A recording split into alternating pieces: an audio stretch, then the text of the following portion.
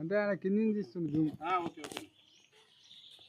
ఈరోజు భారత వికలాంగుల హక్కుల పరిరక్షణ సమితి మరి బుర్కచెర్ల గ్రామంలో ఏర్పాటు చేసినటువంటి ఈ జెండా గద్దె ఆవిష్కరణ కార్యక్రమానికి సభాధ్యక్షత వహించినటువంటి జిల్లా సీనియర్ నాయకులు ఉప్పునూతల నరసయ్య గారికి, అదేవిధంగా జిల్లా క్రమశిక్షణ కమిటీ చైర్మన్ జంజిరాల సుధాకర్ గారికి, విశిష్ట అతిథులుగా విచ్చేసినటువంటి జిల్లా అధ్యక్షులు గోగుల శేఖర్ రెడ్డి గారికి, అదేవిధంగా ఈ కార్యక్రమంలో పాల్గొన్నటువంటి సంఘం నాయకులందరికీ, మహిళా నాయకత్వానికి అందరికీ కూడా రాష్ట్ర కమిటీ పక్షాన పేరు పేరున ధన్యవాదాలు తెలియజేస్తూ, తెలంగాణ రాష్ట్రంలో ఏదైతే త్వరలో జరగబోయేటటువంటి స్థానిక సంస్థల ఎన్నికల్లో వికలాంగులకు గనక రాజకీయ రిజర్వేషన్ కల్పించకుండా రాష్ట్ర ముఖ్యమంత్రి రేవంత్ రెడ్డి ప్రభుత్వం ఎన్నికలకు వెళ్తే మాత్రం రేవంత్ రెడ్డి పార్టీని భూస్థాపితం చేయడమే లక్ష్యంగా ఈ బుర్కచెర్ల నుంచే పెద్ద ఎత్తున ఉద్యమాన్ని సిద్ధం చేస్తామని చెప్పేసి తెలియజేస్తూ, ముఖ్యంగా రేవంత్ రెడ్డి గారు అధికారంలోకి రాకముందు ఒకలాగా, అధికారంలోకి వచ్చినప్పుడు మరోలాగా ప్రవర్తిస్తున్నారు. వికలాంగుల సమాజానికి సంబంధించి రేవంత్ రెడ్డి గారు ముఖ్యమంత్రిగా బాధ్యతలు చేపట్టక ముందు మా కాంగ్రెస్ పార్టీ అధికారంలోకి వస్తే అనేక వేదికల్లో, అనేక బహిరంగ సభలో ఈ రాష్ట్ర ముఖ్యమంత్రి రేవంత్ రెడ్డి గారు మా కాంగ్రెస్ పార్టీ ఏ నెల అయితే అధికారంలోకి వస్తుందో అదే నెల ఈ వికలాంగుల పింఛన్లన్నిటి కూడా 6,000 రూపాయలు పెంచుతాం. ప్రస్తుతం కేసీఆర్ ప్రభుత్వం ఇస్తున్న 4,000 పదార్లే, మీ వస్తే మాత్రం ఖచ్చితంగా 6,000 రూపాయలు చేస్తాం. అది కూడా మేము అధికారంలోకి వచ్చిన నెల రోజుల్లోనే ఖచ్చితంగా ఇచ్చి తీరుతామని చెప్పేసి రేవంత్ రెడ్డి గారు అనేక వేదికల మీద, అనేక సభల్లో చెప్పిండు. ఇవాళ అధికారంలోకి వచ్చి రేవంత్ రెడ్డి గారిని బుర్కచెర్ల గ్రామం నుంచి ప్రశ్నిస్తున్నాం. అధికారంలోకి వచ్చి దాదాపు 20 నెలలు పూర్తయింది. 20 నెలల్లో వికలాంగుల పింఛన్ పెంచడానికి రాష్ట్ర ముఖ్యమంత్రికి వచ్చిన ఇబ్బంది ఏందో రాష్ట్ర ముఖ్యమంత్రి రేవంత్ రెడ్డి గారు స్పష్టం చేయాలి. అదొక్కటే కాదు, కాంగ్రెస్ పార్టీ రాష్ట్రంలో అధికారంలోకి వస్తే వికలాంగులందరికీ కూడా ఆర్టీసీలో 100% రాయితీతో ఉచిత ప్రయాణ సౌకర్యం కల్పిస్తానని చెప్పేసి ఈ రాష్ట్ర ముఖ్యమంత్రి రేవంత్ రెడ్డి గారే కాంగ్రెస్ పార్టీ ఎన్నికల మేనిఫెస్టోలో పేర్కొన్నారు. ఏం చెప్పిండు? ఇవాళ మహిళలకు ఉచిత రవాణా సౌకర్యం కల్పించిండు. అధికారంలోకి వచ్చిన నెలలోనే మీ వికలాంగులకు ఉచిత రవాణా సౌకర్యం కల్పిస్తారని చెప్పిన ఈ రాష్ట్ర ముఖ్యమంత్రి రేవంత్ రెడ్డి గారు ఇవాళ మహిళలకు ఇచ్చి వికలాంగుల సమాజానికి అట్టడుగు నుండి దుర్భర జీవితాలు కట్టుకున్న వికలాంగుల సమాజానికి ఇవ్వలేదంటే వికలాంగుల సమాజం పట్ల ఈ రాష్ట్ర ముఖ్యమంత్రి ఎంత వివక్ష ప్రదర్శిస్తుండ అనేది మనందరం కూడా అర్థం చేసుకోవాలి మిత్రులారా. అదేవిధంగా రేవంత్ రెడ్డి గారు ఏం చెప్పిండు? మా కాంగ్రెస్ పార్టీ అధికారంలోకి వస్తే ఖచ్చితంగా ఈ రాష్ట్రంలో వికలాంగుల బ్యాక్లాగ్ ఉద్యోగాలు భర్తీ చేస్తామని చెప్పిండు.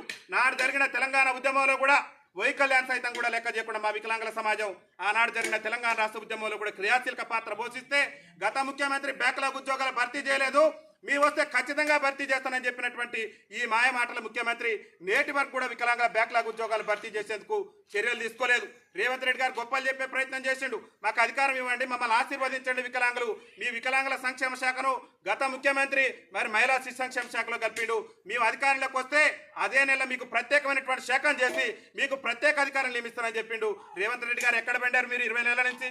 ఇవాళ మహిళలకు ఉచిత రవాణా కల్పించడం చేతనైంది మీకు, అది సంతోషం, మేము కూడా స్వాగతిస్తున్నాం. కానీ అట్టడుగు నుండి దుర్భర జీవితాలు కడుతూ బతుకు జీవుడు అంటూ కాలం వెళ్ళదీస్తున్నా మాకు ఉచిత రవాణా ఇవ్వరు. మీరు ఎన్నికల మేనిఫెస్టోలో చెప్పిన విధంగా మా హామీలు అమలు చేయరు. మీరే చెప్పారు, రేవంత్ రెడ్డి గారే కాంగ్రెస్ పార్టీ ఎన్నికల మేనిఫెస్టోలో చెప్పిండు ఈ రాష్ట్రంలో వికలాంగుల అట్రాసిటీ చట్టాన్ని సమర్థవంతంగా అమలు చేస్తాం మా కాంగ్రెస్ పార్టీ అధికారంలోకి వస్తని వాళ్ళ అభయాస్త్రం మేనిఫెస్టోలో 29వ అంశంలో రేవంత్ రెడ్డి గారే పేర్కొన్నాడు. ఈ రాష్ట్రంలో అట్రాసిటీ చట్టాన్ని అమలు చేస్తానన్న రేవంత్ రెడ్డి గారు, రేవంత్ రెడ్డి ప్రభుత్వంలోనే సీనియర్ ఐఏఎస్ అధికారిగా ఉన్నటువంటి స్మితా సబర్వాల్ వికలాంగుల సమాజానికి కించపరిచే విధంగా వ్యాఖ్యలు చేస్తే నేటి వరకు ఆమె మీద ఎందుకు చర్యలు తీసుకోలేదని ఇవాళ తెలంగాణ వికలాంగుల సమాజం మిమ్మల్ని ప్రశ్నిస్తుంది. అదొక్కటే కాదు, ఇవాళ రాష్ట్ర ముఖ్యమంత్రి గారు రేవంత్ రెడ్డి పాలనలో వికలాంగుల సంక్షేమం కానీ వికలాంగుల మీద దాడులు పెరిగిపోయినాయి. అరే రాష్ట్ర ముఖ్యమంత్రి వికలాంగుల అట్రాసిటీ చట్టాన్ని అమలు చేస్తామని పిసిసి అధ్యక్షుని హోదాలో చెప్పిన ఈ రాష్ట్ర ముఖ్యమంత్రి రేవంత్ రెడ్డి గారు జగిత్యాలలో తన గోడు చెప్పేందుకు వెళ్ళినటువంటి వికలాంగుడిని కలెక్టరేట్లోని పోలీసులతో ఈడ్చుకెళ్ళేటటువంటి చరిత్ర ఈ రేవంత్ రెడ్డి పార్టీది రేవంత్ రెడ్డి. కాబట్టి మేము ఒకటే చెప్తున్నాం, రాష్ట్రంలో వికలాంగుల అట్రాసిటీ చట్టాన్ని సమర్థవంతంగా అమలు చేసే విధంగా రాష్ట్ర ముఖ్యమంత్రి డీజీపీ మరి ఉన్నతమైనటువంటి ఉన్నత స్థాయి అధికారులతో సమీక్ష నిర్వహించి ఈ రాష్ట్రంలో వికలాంగుల అట్రాసిటీ చట్టాన్ని సమర్థవంతంగా అమలు చేయాలి. మీరు ఇచ్చినటువంటి హామీయే ఎన్నికల్లో మేము అధికారంలోకి వస్తే అదే నెల నుంచి 6,000 రూపాయలు ఇస్తానన్నారు. అప్పటి నుంచి మొదలు పెడితే ఏదైతే మా పెండింగ్ పింఛన్ ఉందో ఆ పింఛన్ అంతా కూడా తక్షణమే ఇవ్వాలి. అదేవిధంగా మాకు ఇచ్చినటువంటి హామీలన్నింటి కూడా నెరవేర్చాలి.